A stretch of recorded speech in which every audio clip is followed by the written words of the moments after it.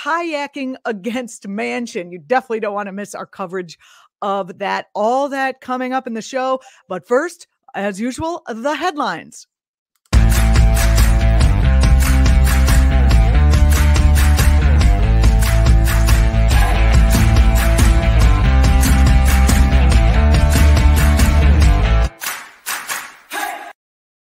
Oh my God. We won. We won. Just yesterday, we spent the better portion of our show in a wide-ranging and completely enlightening conversation with Dr. Harriet Fraud, as the conversations with her almost always are. Anyway, we spent that time talking about how Facebook's Instagram is in an unholy alliance with Mavis against the health of teens. Well, after our program aired, Facebook announced that they would at least halt the planned rollout of Instagram for toddlers. Okay, it wasn't exactly toddlers. It was for the under 13 set, but you know that is what they're thinking of next. Am I right? Facebook is known to pull PR stunts like this in the past, where they just are like, oh, the people are mad. Let's do something. Like when they took away the like button on Insta, knowing full well that it had zero effect on teen mental health, but at least then made them look like they were doing something. And they said as much. That's why they did it in their internal documents that were leaked. Anyway, I'd like to point out that all this action comes after a whistleblower inside Facebook leaked a trove of documents saying Facebook knows it's hurting girls, young girls, teens. Thank you, I want to say, whistleblower, as the mom of a toddler who doesn't need Instagram just yet. I like to think of this anonymous hero as a parent, perhaps a mom, whose protective instinct reared up, maybe after seeing her own beloved, lovely, talented, compassionate child hate on herself for eating a carb. Bless you, activist. Bless you. Remember, just don't post a selfie of yourself dumping troves of documents on the internet. Very important. In other news, West Virginians are rising up, as well they should, against their senator, Joe Manchin, as he sides with his corporate cronies to block President Biden's budget reconciliation bill, which, as it turns out, is very popular with people who think our country shouldn't be the only one in the developed world where new moms have to return to work almost before the nurse cuts Jimmy Jr.'s umbilical. Yet, the people of West Virginia, yes, they believe that corporations should pay some taxes and that old people should be able to not afford, and not go blind, and to afford to not have to go deaf, and teeth, to have teeth. In fact, 77% of conservatives in Virginia are in favor of Manchin passing this bill, which, by the way, helps safeguard a livable planet. And that is not good for him. Again, almost all of the people of Virginia, 77% of conservatives, want this bill passed. You know who doesn't want this bill passed? Well, it turns out it's actually Joe Manchin. Because Joe Manchin is personally invested in coal, and the clean energy provisions in here would take a chunk out of that, and his donors would be hurt. So protesters held a demonstration in front of Senator Joe Manchin's yacht, and they did it from the water. Here is a video. I think we played it in the box a little bit a minute ago, but here's the video of Kai activists from our very own DC correspondent who was there. Check it out. I love it. How fun is this? And you get to kayak and save democracy. It's pretty great. They're saying build back better. I don't know if you can tell. We're having Jocelyn McCurdy-Keats right here from ActTV on our show later to talk about that action and how she feels about what happened today with the vote, or with the vote being called off. Anyway, stay with that. Also, other stuff happening in the progressosphere. Progressive activists. This is awesome. Check it out. Let's go back to the screen share here. I think I'm having a little problem with my, there we go. There it is. Progressive activists from the People's Watchdog encourage Democrats to stand firm in the recovery agenda that Biden promised he and his administration. They unfurled banners and made the people's voice known at the annual congressional baseball game for charity held at Nationals Park on Wednesday. Democrats have often been accused of being spineless against Republican strong arm techniques, or maybe it's just like they're being labeled. I mean, if it's accurate that Dems are spineless, then they're not just being accused. They're actually what they are. Anyway, have they learned anything? I'm not sure. We're going to find out.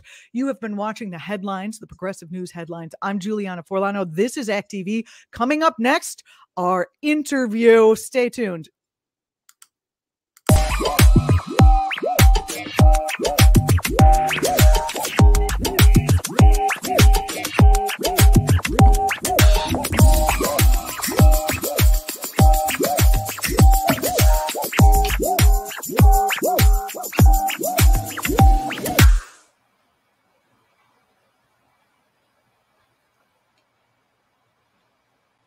As they often do, talking about veterans as one big conservative monolithic group. And I got to thinking, is this actually true? We just had Brittany Ramos de Barros on the show, who's running for New York 11th congressional seat. She is a veteran, and she is so progressive, she could actually be squad worthy. There's Tammy Duckworth in Illinois, Seth Moulton in Massachusetts, Ted Lieu, California, Mark Kelly, Arizona. I'm running out of breath. There's a lot more. So why does the discussion on mainstream media always treat these voices like a side note? What agenda does this serve? And what are progressive vets doing to organize against this? Joining us to discuss is Lene Mees de Tricht, an 8-year U.S. Navy veteran. I'm happy to have her here. She also served 2 years in the U.S. Coast Guard. Ms. de Tricht helps lead the Veterans Organizing Institute for Common Defense, the country's largest progressive veterans organization. Thanks for coming on the program today. Hey, Juliana. Thanks for having me. It is so great to have you here. And thank you. You know, this narrative has been bothering me for a long time. How true is it that all vets are conservative? First, what's the percentage of vets that are not conservative? Well, you know, it is absolutely false. We at Common Defense have 250,000 progressive veterans. That's our membership. So it couldn't possibly be less true. So yeah, and we are constantly doing progressive work. Well, that's great. But how many veterans are there in total? Is the question I like. Are they going to come back and say, yeah, but there's 50 million veterans that are, you know what I mean? Like how can we combat? You know, they're going to come back at us with that. There's 4 more than you have, so we can continue this conversation. Oh, of course. But you know, we combat that narrative by being loud and being doing actions and making actual progressive change. What are you guys fighting for right now? So right now, our big campaign for the last 5 years has been to end the forever war. Congratulations. Thank you. You did that. Good job. We sure did. And now we are pushing to have the entire bloody affair of the last 20 years investigated fully, not just the withdrawal. It's turned into a political hack show, to be honest. Like I had to watch the 2 most painful Senate hearing or congressional hearings I've ever sat through over the last couple of days. And why were they so painful? Just out of curiosity. I wasn't there. So. I mean, well, okay. So hearings often are used by one side or the other as ways to forward their narrative. So if you're there to ask questions of a general, then you should ask questions of a general, not make statements that happen to end with a question mark. And it was just 6 hours of that. What are the agendas that both parties are trying to serve right now? Well, you know, a lot of times people say, okay, this party's great on Social Security and this party's terrible on Social Security, but they both love war. Like, what are we talking about here? So in terms of in terms of ending the war, it's very clear that one party wanted to end the war and didn't want it to be as dynamic as it ended up being. And then one party was keen to stay there forever. Well, we can just assume that we already know who you're talking about. That's really interesting. So why were you there? I wasn't present. I was watching it on Twitter. You're just watching on Twitter. Yeah. Whew, that's much better than being, oh boy. Ooh. So where does this narrative spring from? Talk a little bit more about that. Like, whose agenda does it serve that all the vets are conservative? Does it serve the Democratic agenda as well to say, well, the Navy and the Army is all going to vote for Trump? So not at all. Who does it serve? It absolutely serves the conservative agenda to put forward the idea that all vets are conservative. And this is because veterans as a group have a certain amount of social cachet. When we speak, people listen. And if you are the party of the troops, then you put yourself in a position where you have kind of a narrative dominance. And that certainly serves the conservatives. And it has been something that we've been training veterans to push back against for years now. That's great. When can I expect to see some progressive veterans, or even like the veterans who, they're just like anti-war veterans, they're veterans for peace, whatever, they might be outside of the two-party system or whatever. I want to see them on the Sunday morning shows being like, well, this is actually how veterans feel. When can we see that? I want that. So I definitely want that too. And we've had a few of those. We've had our own, one of our own co-founders, Perry O'Brien, has definitely been on national news, and several others. We are about, but we're also making changes in a more relational way, dealing with people more than necessarily like trying to get on CNN. Question for you that I think springs in the minds of many people I've talked to. Are veterans really specifically voting on veterans issues? Do you know what I mean? I think I know what you mean. I would say that veterans, it's perfectly natural to look after the things that affect you first, and the conditions amongst veterans are they definitely need amelioration.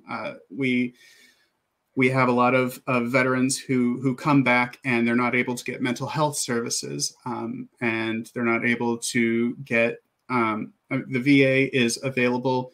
It is a bit of a process, and I don't want to get too much into VA reform, but it is definitely something that I hear a lot. There are a lot of homeless veterans, and there are a lot of veterans who commit suicide, and these are existential issues for a lot of veterans. So I would say that a lot of veterans vote in ways that well, I don't even know if they vote in ways that necessarily serve their interests, but they try to force the people that they vote for to serve their interests. Well, that's interesting. So they try to get Republicans to actually do the things that Republicans say that they're going to do when they say we're for the vets, we're for the military, etc. That would require spending money. Right. They're not into spending money. Well, they're into spending money on war machines that then they want you to fly and go, Sure. Okay. So they're not into spending money that doesn't go to defense contractors. Right. So, yeah. When you're when you're working with Common Defense, what do you guys do at the Organizing Institute? Do you train people to be on media? How do you address it? Yes. So we are Veterans Organizing Institute is the flagship training program for Common Defense. We train veterans to use their unique veterans voice to reclaim the narrative and use that narrative to forward progressive causes. And we do that by, yes, media training is part of that. How to build a cohesive and persuasive narrative and how to just have one-on-one conversations with people. My God, I remember being in DC for something and being in the elevator with a bunch of veterans in their combat uniforms going into lobby for something. And I made the assumption, I'm like, oh, they probably want, I don't know what, some something not progressive, but they weren't. They were in there for like, veterans, I think the VA and some other progressive things. And I was like, wow, how we've got to really push out there and put people out there to go against that narrative that is just in people's minds. I mean, how true is it? When you're in the military, is the assumption that is it mostly people on the right? So in the military, it's obviously it has to be outwardly politically neutral, and we manage that very well. Within there is a diversity of folks. So oftentimes the military takes advantage of people who are economically disadvantaged. So that's right. poor communities, communities of color, and leans on them with promises of free college and uses them as tools. So like we get people in the military from all across the political spectrum. That's good. That's good to know. I don't think people actually know that. Very interesting. What do you think that it would be important for Americans to realize about the progressive nature of this giant chunk of membership that Common Defense has, and how can viewers help the cause? So we definitely are always looking to grow the movement. So you can go to commondefense.us, and if you feel so moved, you can donate there. You can go to commondefense.us/join and join our movement. And I'm sorry, I misplaced the first part of that question. Oh, no problem. I misplaced it myself. There's so much. I feel like you're giving us a peek into what's going on, but I want you to give us like the full curtain. I noticed that you talked about how the military actually, takes advantage of people who are poor. Do they fulfill? Does the country fulfill on its promises, or has it stopped doing that? For the most part, I would say that in terms of the promises made to poor, low wealth people, communities of color, oftentimes it used to be a big thing. When I was in my first ship, we had a bunch of guys who got the go to war, go to jail from a judge. Wow. Insofar, what is that? Talk about how often that happens. So I don't know exactly how often that happens, but I recall in my first on my first ship, we had probably 4 or 5 guys who they were in poor and low wealth communities. They were in communities of color where there is limited to no opportunity, and in those communities sometimes you turn to gangs because they'll take care of you. Or you just get arrested for nothing. Or you just get arrested for nothing. Right. And on those, if you are military age, so that's typically 18 to 25, and this is like maybe a first time offense, then the judge will often give you like the choice. You can go to war, or you can join the military, or you can go to jail. And I've served with a lot of folks who got caught up in bad situations or got rolled up by police for no good reason, and they chose to go to the military instead of going to jail. And in that position, I can't blame them. Going to jail, already makes an already terrible situation that much worse in terms of employment. Trying to claw your way out of that poor low wealth black hole. And so in those terms, there's not no opportunity, and the promises that are made in terms of like the GI Bill or healthcare while you're in, and right. VA benefits are, for the most part, kept at least on paper. I'm having trouble. I have something in my eye, as you could tell. And I also am having trouble processing that is legal, that you can say, a judge can say, go to jail or go join the military. I haven't seen it as much lately, so I think it's probably tapered off. But I don't know that for sure. Wow.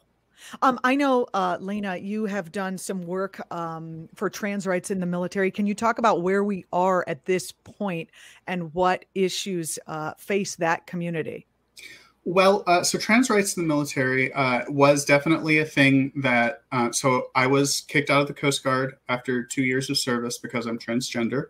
After 8 years of Navy service. Yeah. Right? So I did 8 years in the Navy, got out, and then joined the Coast Guard. And I did 2 years there. And when I came out as transgender, it was literally months before the DSM-5 kind of like took gender dysphoria out of its definitions, or out of its list of mental illnesses, and that started the long process of service members being accepted. And by the way, even then, it was up to the individual commander. I know a lot of folks whose commanders did not prosecute, didn't push the issue, didn't push for a discharge. So it's always been kind of a you can't rely on anyone kind of mindset in the military. Obviously, over the last 4 years, we've had a president who has, well, the previous president made it, brought back the discrimination that I faced, and that was wrong, because trans people have served in the military, have always served in the military, will always serve in the military. And in fact, the military is the largest employer of transgender Americans that there is. Is that so? I did not know this. Hi, Phil. Hi. Phil's on. I see you up there in our thing. That's our producer. I was just wondering if he was trying to get my attention, like, your shirt fell off or you got the big piece of spinach in your tea. I don't know. Yeah, I saw him come on. I was like, oh. I know, like, well, is everything all right? Anyway, that's Phil. And I did say happy birthday to Phil on Wednesday, but I'm going to say happy birthday again to Phil. He's one of our intrepid producers behind the curtain. So happy birthday. I hope he's actually only 26 years old. So producing this show has really takes it out of you. Yeah, really. Happy birthday, Phil. Oh my goodness, this is so funny. I'm dying. Gosh, I feel like we could talk more about all of these things, and I really appreciate you coming on the show. We have a couple of other things we want to cover, but again, your final words for people who are watching, who may be surprised that at the folks who are at the falsity of the narrative that's coming through regarding progressive veterans. Progressive veterans exist. We've always existed, and there are many more of us than most people would think. And you can find out more at commondefense.us. You can join us, commondefense.us/join. And if you want to get involved, you can go to commondefense.us/VOI and sign up for the Veterans Organizing Institute. Oh, well, that would be fun. When does the next one start? So we are taking the next couple of months off. We are currently in the middle of a VOI cohort, and we are coming back in 2022 with just an aggressive training schedule. All right, you send those people who graduate my way, and we'll give them progressive vet airtime. I get that's that'll be great. We definitely will. Lene Mees de Tricht, thank you so much for your service to the country. Thank you so much for coming on the program and for all you're doing for progressives and trans community out in the world. I appreciate you coming on today. Thanks for having me, Juliana, and thank you. We'll see you next time. You're watching actTV. Don't forget to subscribe no matter where you are watching. Leave us comments, etc., etc. Coming up next, our action rundown with Jocelyn McCurdy-Keats. Stay tuned.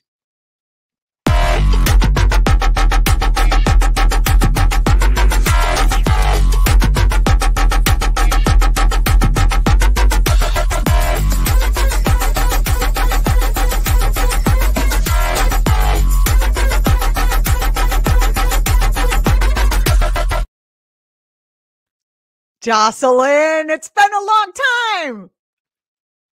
You're muted. It's going to be just that much longer until I can hear you. Hey, how are you?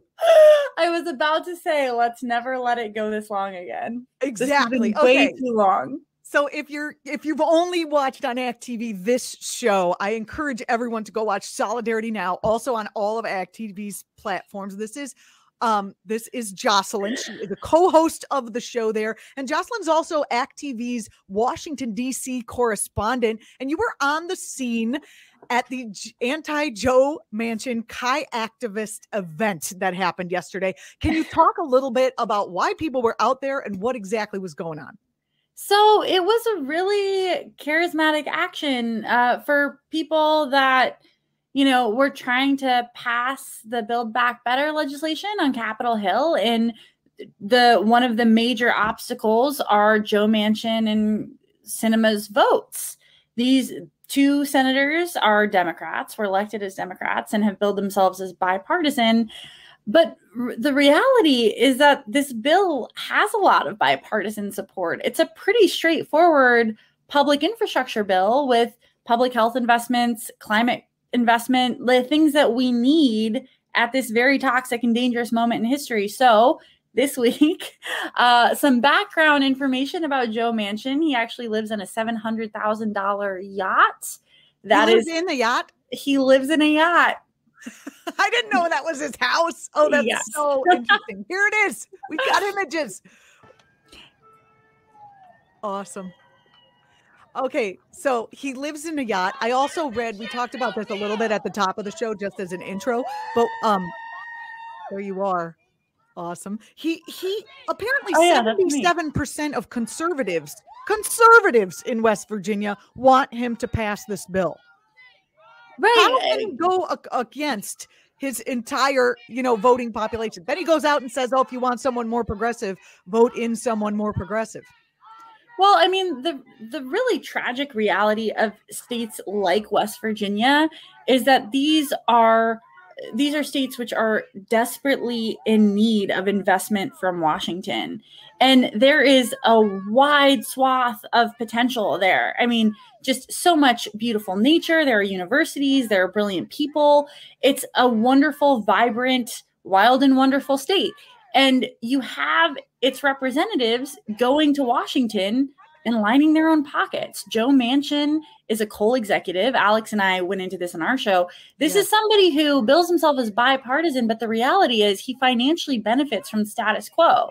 And it's shocking. It's shocking that that doesn't get addressed more when this is talked about in mainstream media. The narrative that gets spun is, oh, Joe Manchin is just like a bipartisan, just wants everyone to work together. That's not true. It's like you said, Julianna. It's also, they say like, oh, it's a red state. What's he going to do? Well, what's he going to do? 77% of conservatives want this bill passed in that state. This bill would mean lower drug prices. It would mean investment in the climate safe economy, which, by the way, we need to do anyway. Oil and gas, the petrochemical industry, those days are numbered. So it's not just about a moral choice. It's what's economically advisable. So what happened on the river yesterday? I'm loving watching these images. Oh my, I'm sorry. I'm getting distracted because like we could talk about Joe and I just wanted to make sure that people watching this particular segment who didn't see the one before that, where we talked about how he's connected to the coal industry and how, the falsity of the narrative around that people in his state don't want him to be more progressive, which they do, even the conservatives in some areas. Like I can see if it's not going to vote for a woman's right to choose because in that state, that's not as popular. But, when it comes to economic issues, the conservatives are populists and they want they want shared prosperity. It's weird. Well, and it's so there's so much to say about the really vibrant, underreported on progressive activists in all sorts of allegedly conservative states. But Center for Popular Democracy was a really big part of this action. They organized it and brought up West Virginia activists from local grassroots groups to kayak out to Joe Manchin's yacht every day this week. Oh, every day? I thought it was just a once and done deal. Oh my gosh. They were put up the footage again. We must watch this. We must watch this again. Yeah, talk about what it was like being there. Oh, it was so inspiring and so cool. It was just so cool. You know, we don't talk enough about how, like, there's this like, oh, is something performative? Is it not performative? No, political actions are performing. That is the point. The point is to get attention to something that is unjust and should not be happening. The reason these brilliant, dedicated activists picked boats is because they're trying to call attention to the fact that this is somebody who is preaching austerity measures while he lives in $1 million yacht in one of the most expensive cities in America. That's like difficult to wrap my mind around, that level of cognitive dissonance. Yeah, I mean, it doesn't really, his yacht and his lifestyle doesn't really jive with, I would say, what the majority of people in West Virginia live on a day-to-day. I don't know. I mean, when are they gonna? Do you have any information on like if the people of West Virginia are like waking up to who this guy is? I think they are. And again, what gets reported is, oh, well, he has to walk this thin line, but it's not true. Again, as you can see, you know, most West Virginia is a community that is uniquely vulnerable to exorbitant drug costs, an issue that Joe Manchin is terrible on. And the activists we spoke with were young. These were young activists of color. One of the women we spoke with while we were out there was a mother who left her husband and kids and 3 jobs in West Virginia to come to Washington, D.C. for the very first time. Oh, you know, I think we actually have some video of you talk. I guess it was you're doing the interviews with some of the folks there. Let's roll a clip of one of the ones that you did, and then we'll talk about it. I mean, honestly, it shouldn't be this hard to get our elected officials to work for us. No. They should be working for us. We know that most West Virginians support this reconciliation bill. So we should not have to be here this way, but we are happy to do it if that's what it takes. Senator Manchin, we are counting on you to make a better state, a better home for us, for students, for young people, for mothers. We need this bill passed. We need you to do the right thing. It doesn't have to be this hard. Well, especially because West Virginia has been really hurt by COVID. It's going to be really hurt by the climate crisis is currently. I mean, that has to be infuriating. We were on thin ice before COVID, right? Just as a state. Yeah. And people were barely keeping their heads above water before. And if we don't get this aid, our state is going to be in much worse shape than before, and I don't even think we know the depths of what that could really look like and how much destruction that could really do. But these young people want to stay in West Virginia. We want a home that is safe and equitable and where we have health care and our businesses are supported. All of this is within reach. We just need our elected officials to listen to us. Jocelyn, were you on a boat when you took that? Okay, nautical mile for this. I just want to take a minute to address how cool this really was. Center for Popular Democracy rented a flotilla of boats. They were the Progressive Armada.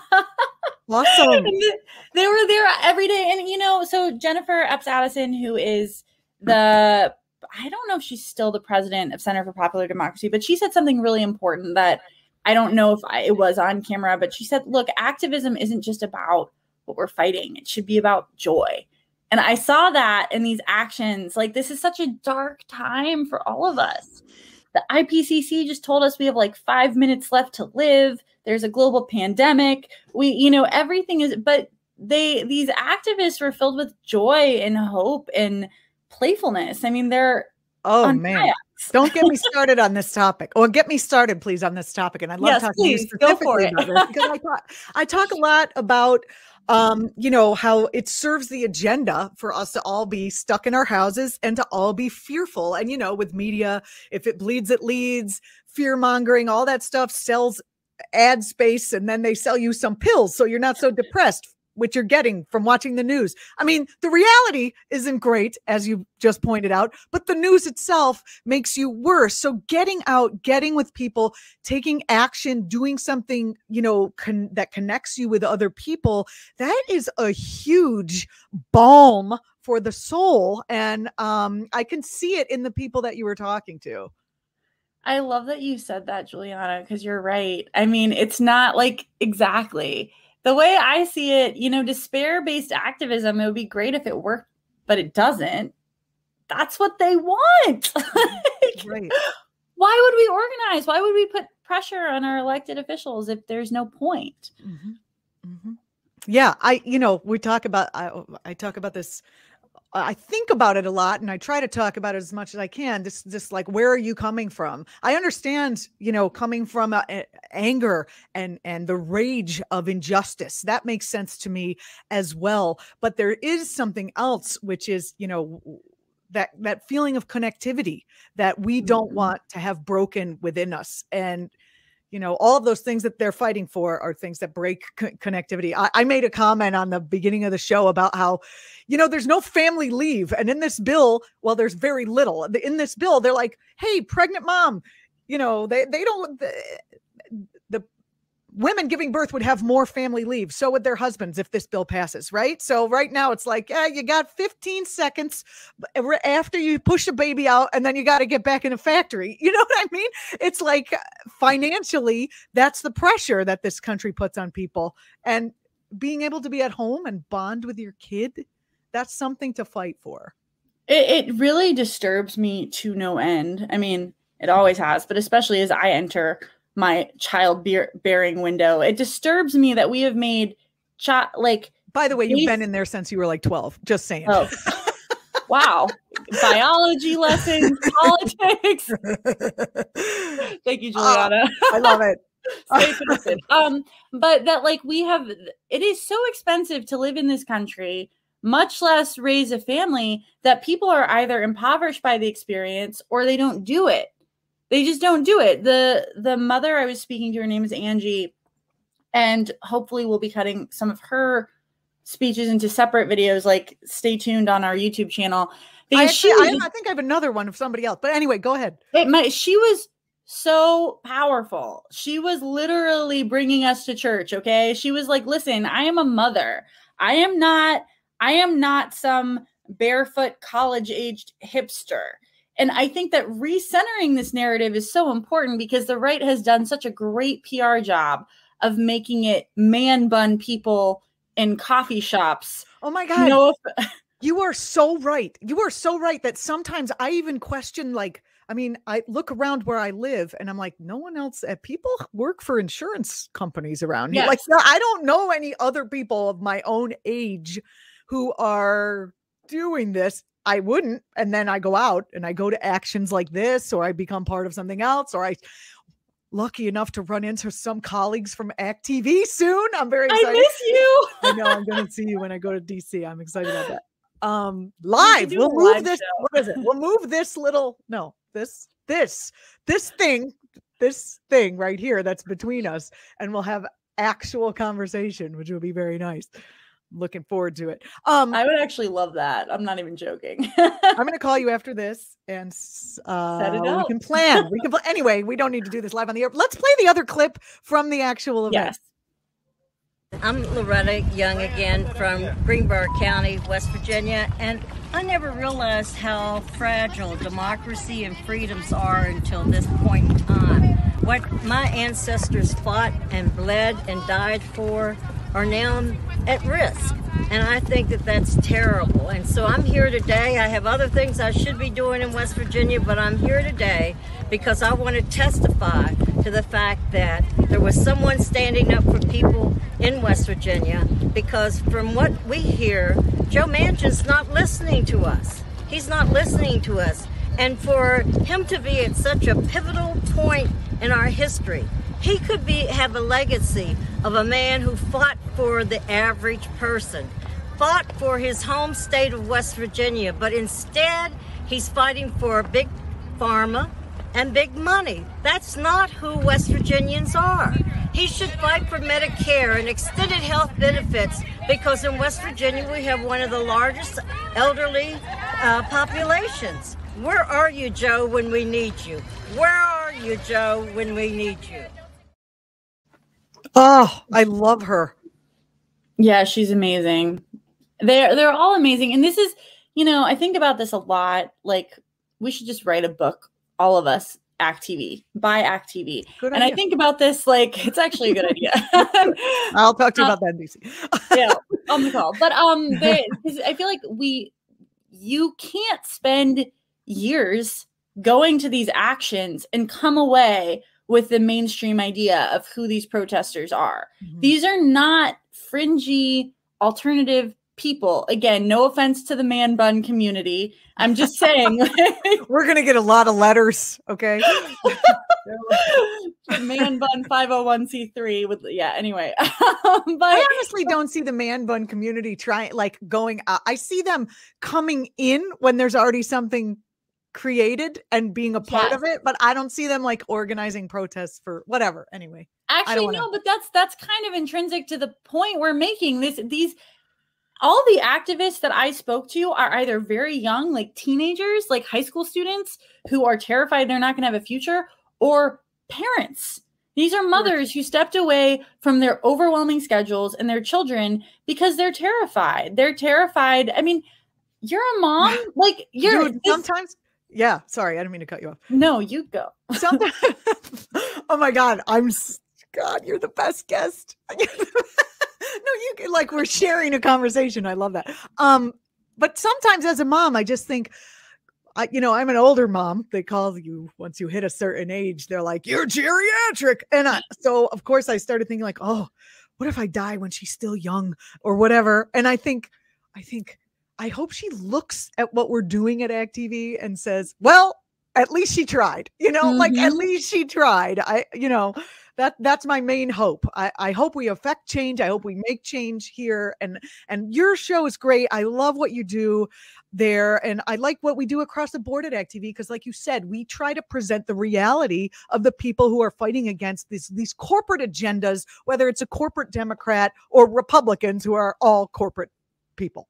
Basically. And because it's what you're saying, Julianna, I actually hear that a lot. Like a lot of people saying, I don't know if we win, but I need my kids to know that I tried to create a livable place. I mean, it is terrifying. We've been given this memo by the IPCC that we are at ground zero for the climate crisis, and that it's already happened. We're already in an irreversible phase, and we have this legislative opportunity right now to invest and to really say, okay, we're in to treat it like any other crisis, like World War II or anything else, and say, okay, we're going to invest our public resources. And you have guys like Joe Manchin being like, I don't know, man. Is this really that big of a deal? Like, probably not for you, dude. You're 71. Prosecuted. He should be prosecuted because he's making money off of these things. And he's supposed to be a public servant. He is not serving the public. What the hell? That's, shouldn't there be,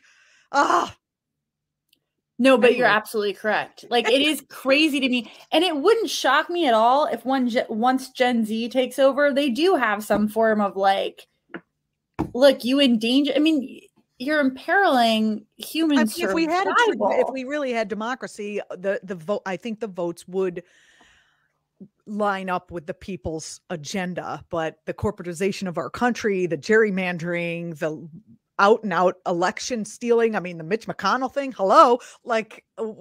If actual people were their voices were heard, I don't think he would be able to maintain his power. Do you know when he is going to be out? Is it anytime soon? That's a good question. When does is he come Manchin up for re-election? No, I don't know. We will go to West Virginia. We're moving. But I mean, in all seriousness, I think, because I did see they were running there's an initiatives to get progressive candidates ready to run against him. I just wonder how long they have. Well, especially I don't know. We should look that up because it's a kind of Phil, Google it and then come back on here and tell us. It's a kind of insanity. Sorry, I was about to do it. It's a kind of insanity that any of this is really even being able to be held. I just said this with Alex. We have 435 members in the House. We have 2 senators from every state, And you still have two senators are holding this entire process hostage. In that bill is investment in healthcare, it's investment in medicine, it's investment in roads, and it's investment in a planet that we can just live in. We're not talking about save the polar bears. We're talking about save ourselves. Like, this is pretty basic. Yeah. They're not into polar bears or ourselves. They're just into themselves. Yeah. And we can just tell them we're just not that into you. And so hopefully we will do that. And that was a beautiful literary wrap up. Good job, Julianna. That was pretty good. Jocelyn, you have to come on the show more often. I would love it. What's coming up on Solidarity Live? So Did I call it Solidarity Now? I did. So, no, it's okay. It's on actNOW. It's fine. We have tonight, we're not with Solidarity Live, but just with ACT, we're going to be covering the March on Washington Film Festival, which opens tonight. And I encourage everyone to look it up. It's really powerful stuff. It was started to, Phil wants us to know his term, Joe Manchin's term ends 2025. Ah, fudge. So we have some time to get our ducks in a row. And our kayaks in a row. That's too long. I was hoping it was like November. Yeah. You know what? We have the trailer for the film festival. We played it last week. Let's play it, and then you can talk about your experience. I would love that. Yes. Go ahead, Phil. Roll it.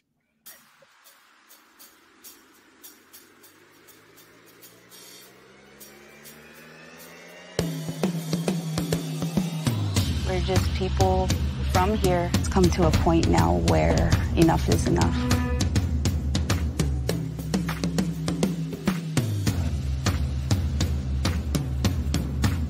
Hatched this plan, a running exploratory road trip.